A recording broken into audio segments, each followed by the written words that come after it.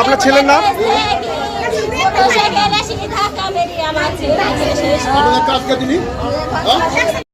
আবারও নদিয়া জেলার থানারপাড়ায় মর্মান্তিক পথ দুর্ঘটনায় বলি হলো এক জলজান্ত প্রাণ।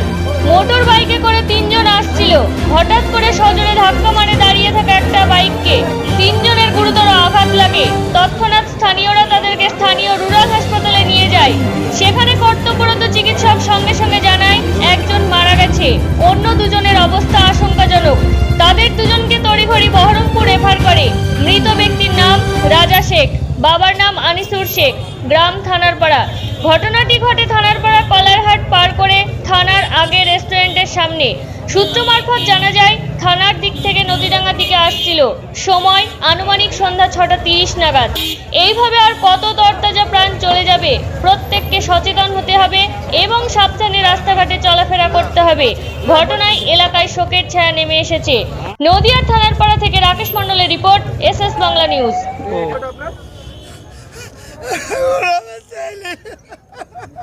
কোথা থেকে আসছিল? বাড়ি থেকে কলার তেল বাইতে যাচ্ছিল। আর বাড়ি কাছে তো ওয়ারুদ্দিন মল্লিকের ওখানে হোটেলের 17 বছর না 17 পড়লো। কি নাম? রাজা শেখ, আনিসুর শেখ। বাড়ি কোথায়? খানাপাড়া।